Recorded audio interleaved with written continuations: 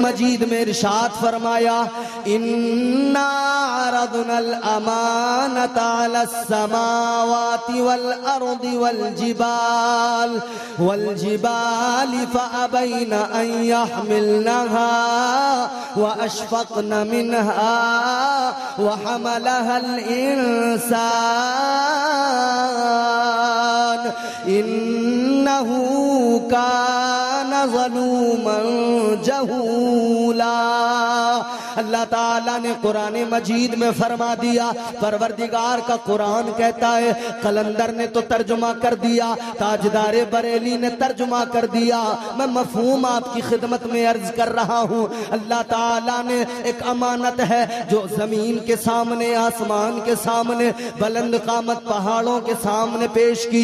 پروردگار نے آسمان سے فرمایا، اللہ نے زمین سے فرمایا، اللہ نے ان پہاڑوں سے فرمایا، اے زمین و آسمان، اے بلند و بالا پہاڑوں، ایک میری امانت ہے میں تمہارے سامنے پیش کرتا ہوں، بتاؤ ذرا کیا تم میری امانت کا بوجھ اٹھاؤ گے؟ کیا تم میری امانت کو سنبھال پاؤ گے؟ اے میرے عزیزو، قرآن کہتا ہے زمین نے بھی انکار کر دیا، آسمان نے بھی انکار کر دیا، پہاڑوں نے بھی انکار کر دیا، اللہ کی امانت کا بوجھ اٹھانے سے زمین و آسمان نے انکار کر دیا، اللہ کی امانت کا بوجھ اٹھانے سے بلند قامت پہاڑوں نے انکار کر دیا۔ اللہ تعالیٰ نے جب یہ امانت ان کے سامنے پیش کی، انہوں نے انکار کر دیا، یا اللہ ہم تیری امانت کا بوجھ نہیں اٹھا پائیں گے، اے پروردگار ہم تیری امانت کو سینے میں نہیں سنبھال پائیں گے، یا اللہ تیری امانت کو نہیں سنبھال پائیں گے۔ پروردگار عالم نے پھر یہی امانت، پھر یہی اپنی امانت انسان کے سامنے پیش کی۔ انسان کے سامنے جب امانت الہی پیش ہوئی، اللہ نے فرمایا اے انسان تو بتا کیا تو میری امانت کا بوجھ اٹھائے گا؟ کیا تو میری امانت کو سنبھال پائے گا؟ انسان نے عرض کر دیا مولا ہاں میں تیری امانت کا بوجھ اٹھاؤں گا، یا اللہ میں تیری امانت کو سنبھال کے رکھوں گا۔ اللہ تعالیٰ نے فرمایا اے انسان سن لے، یہ امانت جو ہے اتنی ہلکی، اتنی آسان نہیں ہے، یہ امانت بہت بھاری ہے، اس کا بوجھ اٹھانا بڑا دشوار ہے۔ عرض کر دیا مولا امانت جتنی بھی بھاری ہو، اس کا بوجھ چاہے جتنا بھی زیادہ ہو، لیکن مولا تیری امانت ہے، امانت تیری ہے تو میں تیرا بندہ ہوں، میں اس امانت کا بوجھ اٹھاؤں گا، میں اس امانت کو سینے میں سنبھال کے رکھوں گا۔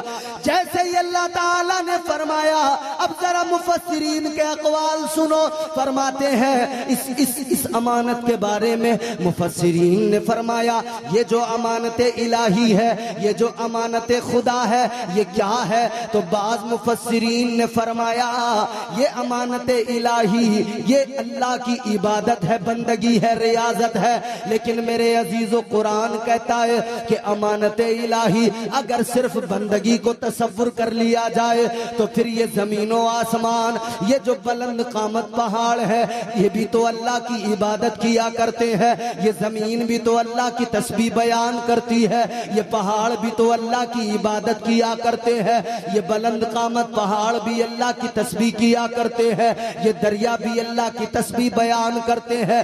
جب ساری کائنات پروردگار کی تسبیح بیان کرتی ہے تو پھر یہ امانت انسان نے اٹھائی تو اس کے لیے خاص کیا، اس میں اسپیشل کیا؟ تو فرمایا حضرت قاضی ثناء اللہ پانی پتی مظہری مجددی، آپ تفسیر مظہری میں فرماتے ہیں صرف عبادت نہ سمجھا جائے، صرف بندگی نہ سمجھا جائے، اس لیے کہ عبادت تو زمین بھی کرتی ہے، عبادت تو آسمان بھی کرتا ہے، عبادت تو پہاڑ بھی کیا کرتے ہیں، تو کیا ہے یہ امانت الہی؟ حضرت قاضی ثناء اللہ نے فرمایا یہ جو امانت الہی ہے جس کو انسان نے اپنے سینے میں سنبھال کے رکھا ہے، یہ در حقیقت اللہ تعالی کی محبت کی امانت ہے۔ زندہ باد، نعرہ تکبیر، نعرہ رسالت، مسلک اعلی حضرت فیضان مجاہد ملت۔ واہ واہ واہ واہ واہ، سبحان اللہ، سبحان اللہ اور اس کے رسول کے عشق کی امانت ہے۔ تھوڑی سی کو بھی دے دو، بہت اچھا مائک ہے۔ یہ امانت الہی اللہ اور اس کے رسول کی محبت عشق ہے۔ سبحان اللہ۔ آگے بڑھو میرے عزیزو، غور کرو، اللہ تعالیٰ نے فرمایا اے انسان اگر تو اس امانت کے بوجھ کو اٹھائے گا، اگر تو یہ امانت اپنے سینے میں سنبھال کے رکھے گا تو یاد رکھنا اتنا آسان نہیں ہے۔ یہ امانت اگر تو اٹھائے گا تو اس امانت کے لیے قربانیاں دینی پڑیں گی، امتحان دینے پڑیں گے۔ عرض کر دیا تمہارے میرے باپ، نسل انسانی کے باپ حضرت آدم علیہ السلام نے ازل میں ہی ان کی روح نے عرض کر دیا اے پروردگار تیری امانت کا بوجھ میں اٹھاؤں گا، اے مولا تیری امانت کا بوجھ انسان اٹھائے گا۔ اللہ نے فرمایا اگر اس امانت کے بوجھ کو اٹھاؤ گے تو قربانیاں ہوں۔ اللہ تعالیٰ نے فرمایا 300 سال سجدے میں سر رکھ کر آنسو بہانا پڑے گا۔ عرض کر دیا مولا آنسو بہانے کو تیار ہوں۔ اللہ تعالیٰ نے فرمایا ابراہیم بن کر آگ میں جانا پڑے گا۔ عرض کر دیا مولا آگ میں جانے کو تیار ہوں۔ اللہ تعالیٰ نے فرمایا اپنے بیٹے کی گردن پہ چھری رکھنی پڑے گی۔ عرض کر دیا مولا بیٹے کی گردن پہ چھری رکھنے کو تیار ہوں۔ اللہ تعالیٰ نے فرمایا اگر تمہیں یہ امتحان دینے ہیں تو یاد رکھو یونس بن کر مچھلی کے پیٹ میں جانا پڑے گا۔ عرض کر دیا مولا مچھلی کے پیٹ میں جانے کو تیار ہوں۔ اللہ تعالیٰ نے فرمایا تمہیں ابراہیم بن کر آگ میں جانا پڑے گا، یا اللہ اس کے لیے بھی تیار ہوں۔ اللہ تعالیٰ نے فرمایا پروردگار عالم نے فرمایا خالق کائنات نے فرمایا یاد رکھو جب قوم پیچھے لگے گی تو قوم سے بچنے کے لیے، قوم سے بچتے ہوئے تمہیں عیسیٰ بن کر آسمانوں پر اٹھا لیا جائے گا، تو عیسیٰ بن کر آسمانوں پہ جانا پڑے گا۔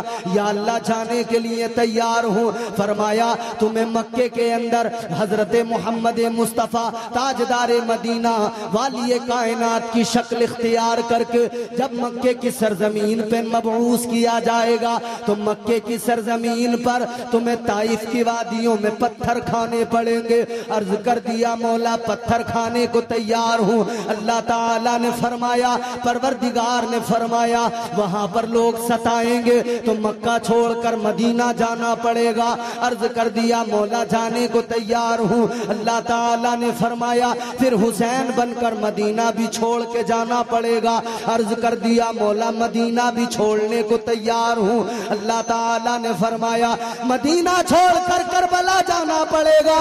عرض کر دیا مولا کربلا جانے کو تیار ہوں۔ فرمایا اب اپنے بیٹے کی قربانی دینا پڑے گا، 6 مہینے کے بچے کی گردن کٹانی پڑے گی، علی اکبر کی قربانی دینی پڑے گی، قاسم کی قربانی دینی پڑے گی، قاسم کا شباب لٹانا پڑے گا، علی اکبر کی جوانی قربان کرنی پڑے گی، عباس کے بازو کٹانے پڑیں گے۔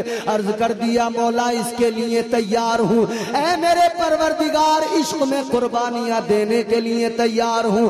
اللہ تعالیٰ نے فرمایا حسین بن کر سجدے میں سر کٹانا پڑے گا۔ عرض کیا مولا کٹانے کو تیار ہوں۔ اللہ تعالیٰ نے فرمایا اگر تو حسین بن کر سجدے میں سر کٹانے کو تیار ہے تو یاد رکھ لے تیری زبان پہ کلام خدا تیرا پروردگار جاری فرما دے گا۔ تو قربانیاں دے گا تو تیرا رب تیرے ان قربانیوں کے سبب تیری عظمتوں کو بڑھا دے گا۔ آگے بڑھو میرے عزیزو، قربانیاں عشق میں دی جاتی ہیں۔ ابھی آپ نے شعراء کرام سے نعتیں سنی، آپ جھومنے لگے، کس لیے؟ یہ وہی جذبہ عشق ہے جو جھومنے پہ مجبور کرتا ہے، یہ وہی جذبہ محبت ہے جو دل کو تڑپا دیا کرتا ہے، روح کو گرما دیا کرتا ہے۔ تاجدار مدینہ والی کائنات کے غلاموں، آؤ ذرا میں تمہیں مکے کی سرزمین پہ لے کے چلتا ہوں۔ مکے کی وادیوں میں آ کر ذرا عشق کو سمجھنے کی کوشش کرو، اس محبت کو سمجھنے کی کوشش کرو۔ مکے کی سرزمین ہے، ایک منڈی سجی ہوئی ہے جس میں غلام بیچے جا رہے ہیں، غلاموں کی خرید و فروخت ہو رہی ہے، جیسے آج ہمارے یہاں بازار میں سبزیاں بکا کرتی ہیں، جیسے آج ہمارے یہاں بازاروں میں تمام چیزیں بکا کرتی ہیں۔ مکے میں ایک منڈی لگتی تھی جس میں انسانوں کو بیچا جاتا تھا، جس میں غلاموں کو خریدا بیچا جاتا تھا۔ اس مکے کی منڈی کے اندر غلاموں کا سودا ہو رہا ہے۔ ایک مکے کا چودھری ایک غلام کے پاس آیا، اس نے اس غلام کو دیکھ کر کہا، اے غلام کیا نام ہے تیرا؟ کہنے لگا میرا نام بلال ہے۔ کہنے والے نے اس چودھری نے کہا، یہ بتا کیا تو نے اس سے پہلے کسی کے یہاں غلامی کی ہے؟ بھئی نوکری کرنے جاتے ہیں تو ایکسپیرینس سرٹیفکیٹ مانگا جاتا ہے نا، کہیں پہلے کام کیا ہے، ایکسپیرینس ہے۔ کہا یہ بتا کہ تو نے کہیں پہلے کوئی نوکری کوئی غلامی کی ہے، تجھے تجربہ بھی ہے یا نہیں ہے؟ غلام نے عرض کر دیا، پہلے بھی میں نے نوکری کی ہے، پہلے بھی غلامی کی ہے، میں بھی غلام، میرا ابا بھی غلام، میری ماں بھی کنیز ہے، ہم تو غلام ابن غلام ہیں، نسلوں سے بکتے آ رہے ہیں، جب پیدا ہوتے ہیں یہ ہماری تقدیر ہے کہ ہمیں بیچا ہی جاتا ہے، ہم سے یہی غلامی کرائی جاتی ہے۔ کہا کام کیا کرے گا؟ غلام نے کہا جو کہے گا مالک وہی کروں گا۔ اس چودھری نے خرید لیا، گھر لے آیا، مالک نے خرید لیا، گھر پہ لے کے آ گیا، اس نے لا کر گھر پہ اس غلام کو رکھ دیا، بلال کو رکھ دیا، کہنے لگا تیرا کام یہ ہے، تجھے روزانہ اونٹ چرانے ہوں گے، اونٹ چرانے ہوں گے، اور رات میں تجھے چکی پیسنی ہوگی، جو پیس کر دینے ہوں گے۔ غلام اپنے کام پہ لگ گیا، دن میں اونٹ چراتا ہے، رات کو چکی چلاتا ہے، دن میں اونٹ چراتا ہے، رات کو چکی چلاتا ہے، نہ دن میں آرام ہے نہ رات کو آرام ہے، رات بھی کام میں گزرتی ہے، دن بھی کام میں گزرتا ہے۔ مگر سنو میرے عزیزو، یہ غلام، یہ مصطفیٰ کا دیوانہ بعد میں بنا، یہ اس سے پہلے کی کہانی بتا رہا ہوں۔ یہ بلال مکے کے ایک چودھری کے اونٹ چرانے جنگل میں جاتا ہے، آبادیوں کے باہر جاتا ہے۔ جب یہ اونٹ چراتا ہے، یہ اونٹ چراتے ہوئے دنیا کے نغمے گاتا ہے، دنیا کے ترانے گاتا ہے، دنیا کے نغمے گنگناتا ہے، یہ دنیا کے نغمے گنگناتا ہے، اور ادھر عرش پر اللہ کی بارگاہ میں فرشتوں نے عرض کر دیا، مولا یہ جو چرواہا ہے، یہ جو غلام ہے، یا اللہ اس کی آواز کتنی پیاری ہے، اے مولا اس کی آواز کتنی عمدہ ہے، یا اللہ یہ گنگناتا ہے، اس کا لہجہ کتنا اچھا ہے۔ اللہ تعالیٰ نے فرمایا فرشتوں اس کا لہجہ بھا گیا، اس کی انداز تمہیں اگر اچھے لگے تو سنو، ذرا سا انتظار کرو، آج یہ دنیا کے نغمے گا رہا ہے، کل زبان اس کی ہوگی، نغمہ ہمارا ہوگا، گنگنانے والا یہ ہوگا، سننے والا سارا جہاں ہوگا، یہ گنگنایا کرے گا، جہان بھی سنا کرے گا، اور اس کے ترانے کو رحمان بھی سنا کرے گا۔ اللہ نے فرمایا نغمہ اس کا ہوگا، نغمہ ہمارا ہوگا، انداز اس کا ہوگا، گنگنائے گا، یہ سنے گا سارا زمانہ۔ ایک وہ ہے بلال جس نے اللہ کا نام جب بلند کیا، جب رب کا نام اس کی زبان پہ آیا تو ایسے انداز میں گنگنایا، سارا زمانہ دنگ رہ گیا۔ تاجدار مدینہ کے اس غلام نے جب اذان پڑھی سارے مدینے کے لوگ سنتے تھے. یہ بلال کی اذان تھی، یہ بلال کا لہجہ تھا جس میں سوز و گداز تھے، جس میں درد تھا، جس میں عشق کی مستیاں تھی. یہ بلال کی اذان تھی جس میں عشق کی مستیاں پائی جاتی تھی. یہ بلال کی اذان تھی. اس اذان کی وجہ سے میرے آقا بلال سے محبت کیا کرتے تھے. اس عشق کی وجہ سے بلال آقا سے محبت کرتے تھے. اور آقا نے بھی کتنا نوازا بلال کو، کتنا نوازا بلال کو. فتح مکہ کے موقع پر تاجدار مدینہ نے کعبے کی چھت پہ کھڑا کر دیا. فرمایا بلال کعبے کی چھت پہ کھڑے ہو جاؤ. اب کلام پروردگار کا، نام پروردگار کا گنگنانے والا بلال ہے اور سننے والا آمنہ کا لال ہے. تاجدار مدینہ نے کعبے کی چھت پہ چڑھا دیا. عرض کرنے لگے جناب بلال یا رسول اللہ، اے تاجدار مدینہ آپ نے مجھے کعبے کی چھت پہ چڑھا دیا ہے. آقا اب میں اذان تو پڑھوں گا لیکن تاجدار مدینہ اتنا بتا دیجئے آپ نے جب جب مجھے اذان کے لیے کھڑا کیا، جہاں جہاں اذان کے لیے کھڑا کیا، یا رسول اللہ آپ کا حکم پایا میں فوراً اذان پکارنے کھڑا ہو گیا. مدینے میں اذان پکاری ہے لیکن میں نے اپنا رخ کعبے کی طرف کیا ہے، اپنا منہ میں نے کعبے کی طرف کیا ہے. یا رسول اللہ اگر میں نے جنگ کے میدان میں اذان پکاری ہے اپنا رخ کعبے کی طرف کیا ہے، اگر سفر میں اذان پکاری ہے رخ میں نے کعبے کی طرف کیا ہے. تاجدار مدینہ کی بارگاہ میں عرض کرنے لگے یا رسول اللہ آج تو آپ نے مجھے کعبے کی چھت پہ چڑھا دیا، آقا اب یہ بتائیے کس طرف اپنا چہرہ کروں، یا رسول اللہ کس طرف اپنا رخ کروں. آقا نے فرمایا اے بلال کیا ہوا جو کعبے کی چھت پہ کھڑے ہو گئے؟ آج تک کعبے کی طرف منہ کیا ہے، آج کعبے کا کعبہ تمہارے سامنے کھڑا ہے. آج کعبے کا کعبہ ایکو میں مزہ نہیں آ رہا، مٹھاس نہیں ہے. تھوڑی سی سپورٹ ملے جیسی نعت والوں کو دیتے ہو تھوڑی سی ویسی ہمیں بھی دے دو. تاجدار مدینہ نے فرمایا اے بلال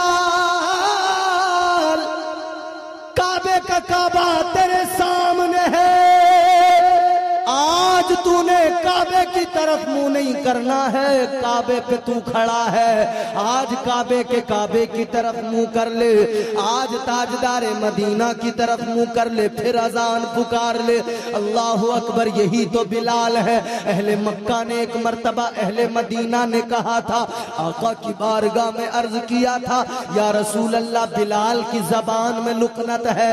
آقا بلال اذان کہتے ہیں اشہد انا، یہ شین ان سے ادا نہیں ہوتا. یا رسول اللہ یہ چھوٹا سین کہتے ہیں، یہ اشہد انا کہتے ہیں. آقا کی بارگاہ میں معروضہ پیش کیا گیا. یا رسول اللہ اے تاجدار مدینہ آپ مؤذن تبدیل کر دیجئے، آپ دوسرا کوئی اذان پکارنے والا مقرر کر دیجئے.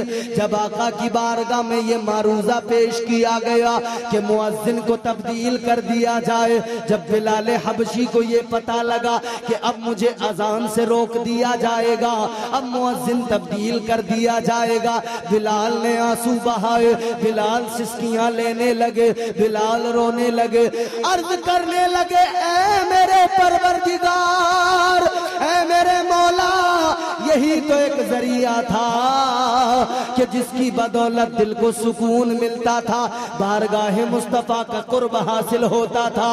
اے مولا بلال کس کو اپنا غم سنائے، اے مولا بلال کس کے آگے اپنی بے بسی کا قصہ سنائے، کس کو اپنا دکھڑا سنائے. اے مولا سارے دکھ کے مارے، سارے درد کے ستائے تیری بارگاہ میں فریاد کرتے ہیں، تیری بارگاہ میں لو لگاتے ہیں. بلال بلال نے رو رو کے اللہ کی بارگاہ میں رات گزاری ہے، رو رو کے عرض کیا ہے مولا میں کدھر جاؤں گا یا اللہ، اسی سے تو دل کو آرام آتا ہے، اسی سے تو دل کو چین آتا ہے۔ جیسے ہی رو رو کے اللہ کی بارگاہ میں گڑ گڑا کے دعائیں کی، اللہ تعالیٰ نے بلبل سدرہ کو بھیج دیا، بیت المعمور کے خطیب و امام کو بھیج دیا، پروردگار عالم نے جناب جبرائیل امین کو بھیج دیا۔